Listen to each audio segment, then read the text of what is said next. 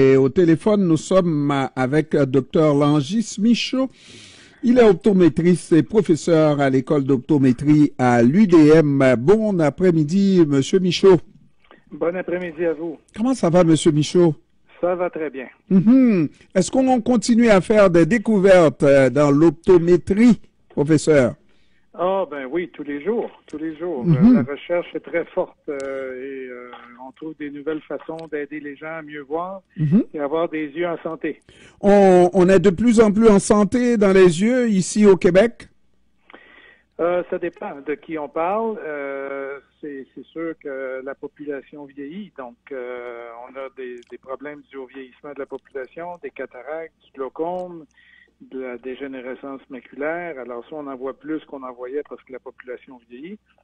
Et à l'autre bout, ben nos jeunes enfants, eux, ils deviennent de plus en plus myopes. Et ça peut leur apporter des problèmes plus tard. Ouais. Pourquoi on devient de plus en plus... On est plus jeune, mais myope. Pourquoi? Il y a plusieurs raisons. La première raison, évidemment, c'est la génétique. Donc, ça veut dire... Si on a un ou deux parents myopes, on a plus de chances d'être myope. Si nos grands-parents et nos parents sont myopes, ben là, c'est sûr qu'on va être myope. Et les enfants sont toujours un peu plus myopes que leurs parents. Donc, on va rappeler la signification de la myopie au départ. La myopie, c'est quand la vision n'est pas bonne de loin. C'est-à-dire qu'on commence à voir embrouillé de loin. Donc, et plus l'œil est myope, plus l'œil va s'étirer. Donc, plus l'œil devient grand, plus il s'allonge.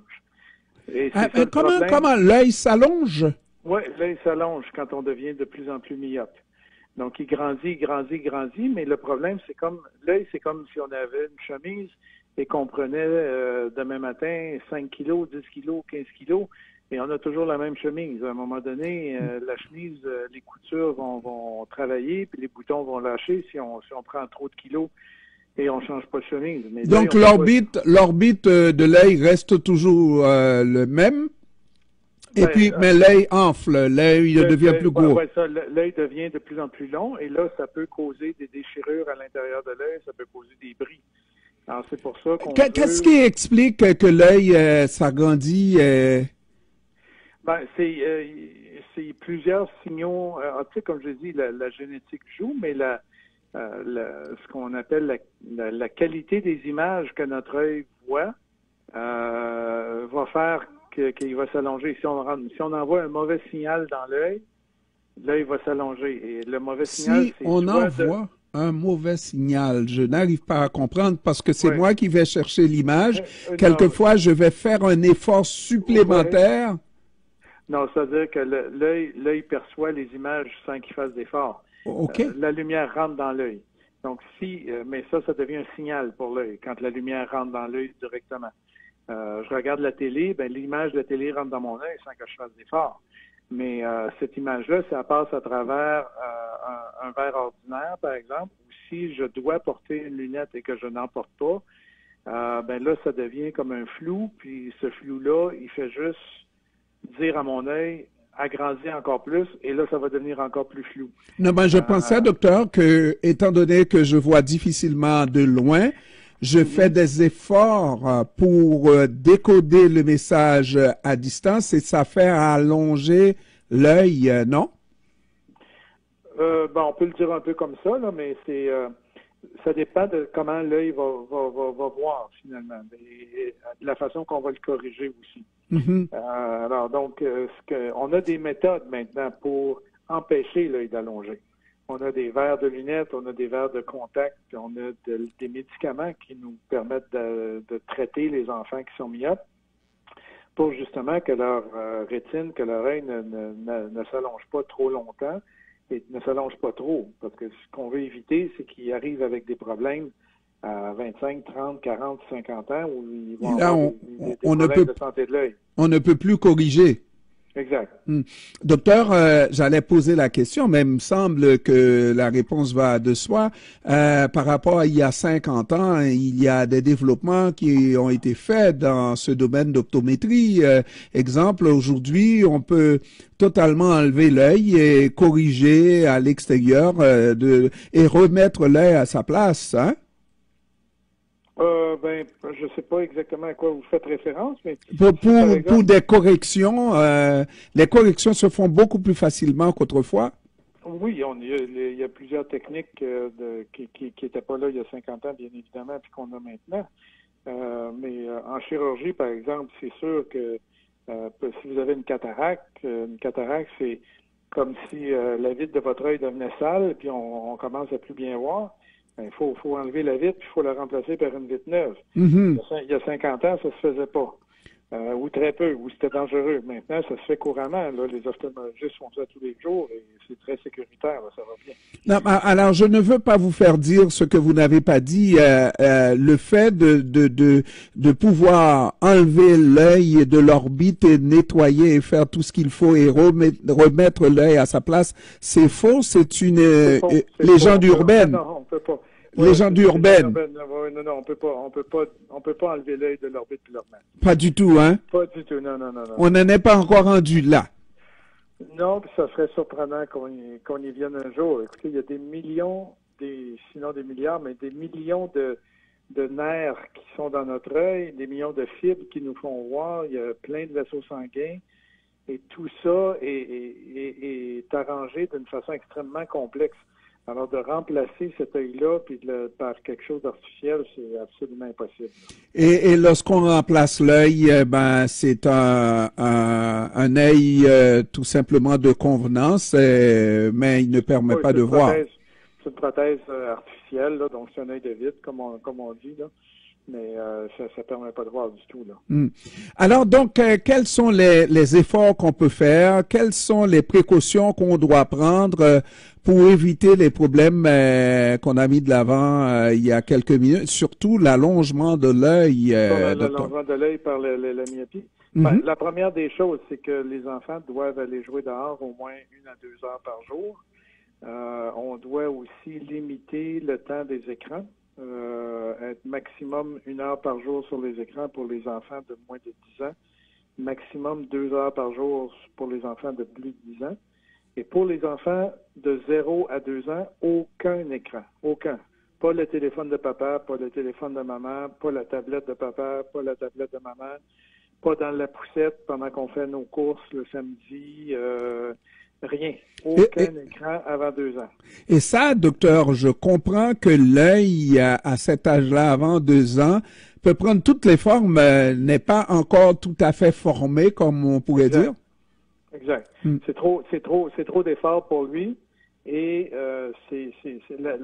les bébés, ils vont coller directement l'écran sur eux, c'est beaucoup trop proche.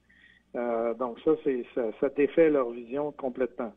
Et en plus, ça impacte sur leur habilité sociale.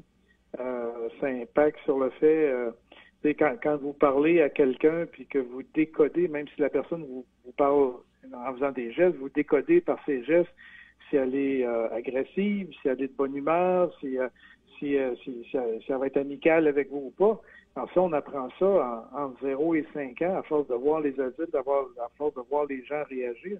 Donc, si on a le nez collé sur une tablette entre 0 et 2 ans, on n'est pas capable de décoder ces phénomènes-là. Puis, comme adulte, on va avoir des handicaps plus tard. Mm-hmm. Donc, il ne faut pas avoir de tablette avant 2 ans. Limiter entre 2 et 10 ans. Limiter un peu moins, mais limiter malgré tout après 12 ans.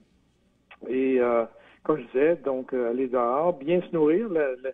L'obésité infantile est liée aux problèmes de vision aussi. Donc, avoir une bonne santé, c'est toujours bien. Et consulter très, très régulièrement l'optométriste pour être sûr que la vision est bonne et que on a les bons produits qui nous sont prescrits, de les porter comme l'optométriste vous le recommande.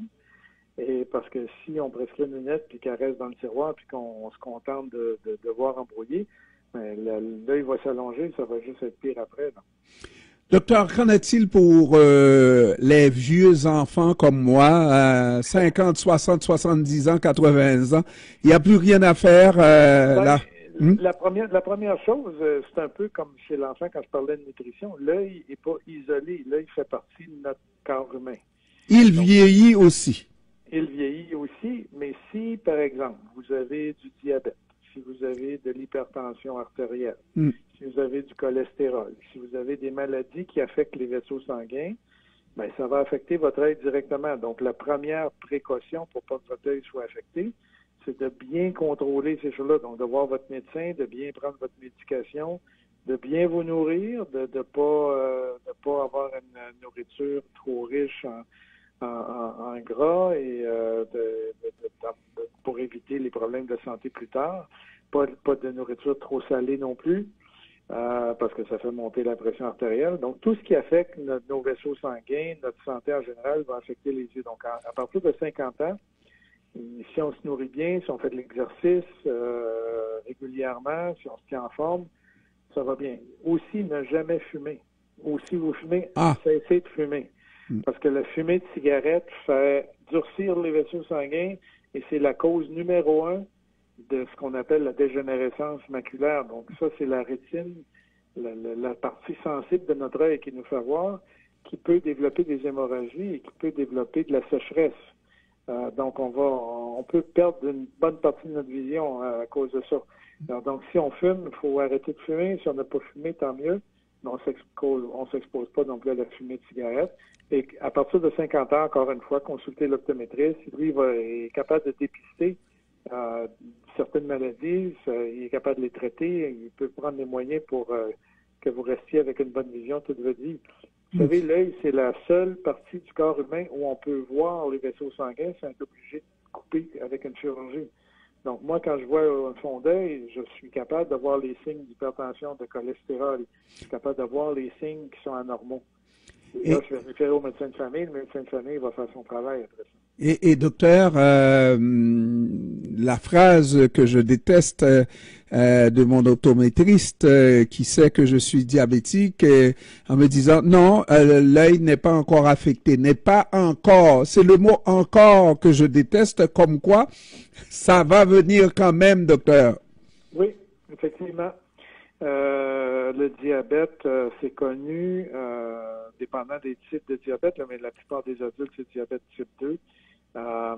Avec ou pas d'insuline, peu importe. Après 10 ans ou 10, 12 ans de diabète, habituellement, on va commencer à avoir des lésions au fond d'œil. Okay. Mais les lésions, mais c'est tout l'importance de vous faire suivre, et vous faites très bien de vous faire suivre par votre optométriste, parce que dès qu'on voit que les lésions deviennent menaçantes pour la vision, on va référer à l'ophtalmologiste et il y a des traitements. Il va y avoir des traitements au laser, il va y avoir des traitements que l'ophtalmologiste va faire et qui vont rétablir les choses complètement dans l'ordre. Vous n'aurez pas d'effet négatif sur votre vision. Mais ça, c'est si on les prend en temps, si on est capable de les faire traiter un peu d'avance. Si on attend trop tard et que éventuellement les lésions sont trop avancées, ben là, on peut pas trop intervenir. On peut un peu, mais il va y avoir des pertes. Alors, docteur, c'est important de bien se faire suivre. Oui, docteur, on dirait que autrefois, on dirait qu'il y avait beaucoup plus c'est-à-dire la cécité était une maladie de vieux. En devenant vieux, c'était quasiment inévitable de vivre la cécité. On dirait que ce n'est plus tout à fait vrai aujourd'hui.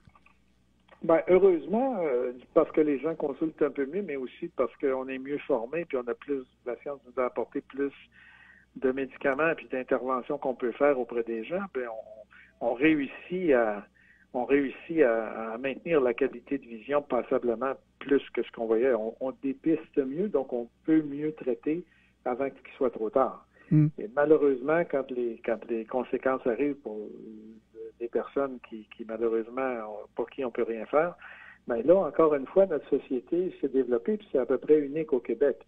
On a des centres de réadaptation, des centres de basse vision, où il y a des optométristes qui travaillent, mais en collaboration avec plein d'autres professionnels qui vont aider les gens à surmonter leur handicap visuel, à leur apporter des loupes, à leur apporter des aides visuelles qui vont être susceptibles de les faire fonctionner normalement. Des travailleurs sociaux qui peuvent les accompagner. Il y a des aides à la mobilité à ce moment-là qui peuvent les aider à se véhiculer dans des corridors, dans des espaces inconnus, d'aménager leur maison pour que ce soit plus sécuritaire. Donc, les gens qui ont une basse vision sont relativement bien pris en charge là, au Québec, contrairement à bien d'autres places en Amérique du Nord. Donc, malheureusement, quand la vision est rendue très basse, c'est vers là qu'il faut aller. Mais sinon, on fait tout ce qu'il faut pour garder la vision le plus en santé possible et le plus longtemps possible. Il y a tellement d'organes dans le corps humain, docteur. Qu'est-ce qui va pousser quelqu'un à choisir un médecin, à choisir l'œil? Est-ce qu'il aime l'œil? Est-ce que l'œil est beau? Pourquoi on choisit cette partie du corps là pour en devenir spécialiste? Est-ce que c'est l'organe le plus important du corps? Je sais que tous les organes sont importants. Ils sont les plus importants, mais moi, j'ai été fasciné à mon cours de biologie en secondaire 5, au secondaire, je me rappelle plus si c'est 5 ou 3, là, mais quand on a étudié l'œil, pour moi, c'est devenu, j'étais fasciné comment c'était complexe et comment ça pouvait fonctionner, cette affaire-là. Puis après ça, je me suis intéressé, puis plus je m'intéresse, plus je trouve ça encore plus formidable, même que quand j'ai commencé à pratiquer il y a 35 ans. C'est quand même la partie de notre corps qui nous permet d'apprendre. Hein, on apprend 80% de tout ce qu'on apprend dans la vie, c'est par nos yeux. Mm-hmm. Et donc, et puis je vois toutes les semaines des gens qui sont âgés ou qui ont des problèmes visuels, qui ont eu des traumatismes au niveau de l'œil. Puis moi, je fais des verres de contact spécialisés qui permettent souvent de rétablir la vision. Et les gens sont paniqués à l'idée de perdre leur vision. La vision, c'est l'autonomie. Hein, si on voit pas, on peut être autonome, mais c'est plus difficile, c'est beaucoup plus difficile. Alors, c'est notre indépendance, c'est la façon, c'est de conduire l'auto, c'est de se déplacer, c'est de ne pas être enclavé dans son milieu de vie. Alors, c'est pour ça que c'est fascinant, l'œil. C'est sûr que tous les autres corps, tous les autres sens sont importants. Mais non, moi, je demeure toujours très, très, très fasciné. Le quart de notre cerveau, des nerfs dans notre cerveau, un quart, 1 sur 4, de tous les nerfs qu'on peut avoir dans notre cerveau sont dédiés à la vision. Ça dit l'importance de la vision pour le corps humain. Ouais. Mais attention, docteur, je peux me permettre de vous donner un conseil, de ne pas confondre votre profession avec votre vie privée, parce que lorsqu'on regarde l'œil de la femme, n'est-ce pas, qu'on aime, on a tendance à... Quand je regarde la femme que j'aime, j'ai les yeux tellement brouillés d'amour que je vois plus rien. Docteur Longis Michaud, optométriste, professeur à l'école d'optométrie de l'UDM. Je vous remercie, docteur, d'avoir pris du temps de nous expliquer les complexités de l'œil. Merci beaucoup, encore une fois. Merci à vous et bonne fin de semaine à Merci. Au revoir. Prochaine. Au revoir. Voilà, il est 17h53 à l'écoute de votre AM 1410 à Montréal.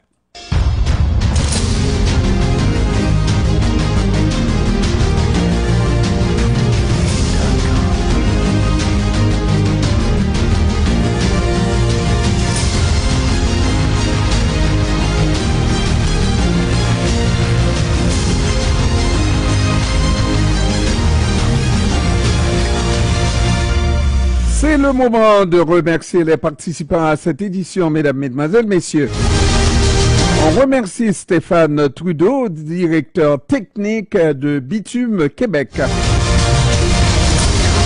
Marie-Linda François, ambassadrice de la Journée de la cuisine haïtienne à Montréal. Philou Jean-Paul, journaliste, présentateur de Regard et de Réveil Matin à CEPAM. Étienne Côté-Paluc, journaliste indépendant et rédacteur en chef de Haïti Magazine. Luc Laberge, responsable de négociation des métallos, Société des traversiers du Québec. Docteur Longis Michaud, optométriste, professeur à l'école d'optométrie de l'UDM. Le temps de remercier également nos collaboratrices Asma Heurtelou et Julie Limage pour la suite de la programmation. Aujourd'hui, dans un instant, ça sera le Cabaret des idées avec Ismaël Robert et Donald Cuccioletta. Cabaret des idées qui sera suivi de Regard avec Thilou Jean-Paul et puis un peu plus tard, pour terminer la soirée, c'est BS qui mènera la danse avec son émission pour vous faire chanter et danser, mesdames, mesdemoiselles, messieurs. Alors, sur ce, je pense pouvoir vous dire, parce que je dois vous remercier également d'avoir choisi CPAM et d'être resté fidèle à nous jusqu'à cette toute dernière minute. Donc, là-dessus, je vous dis merci, au revoir et à lundi.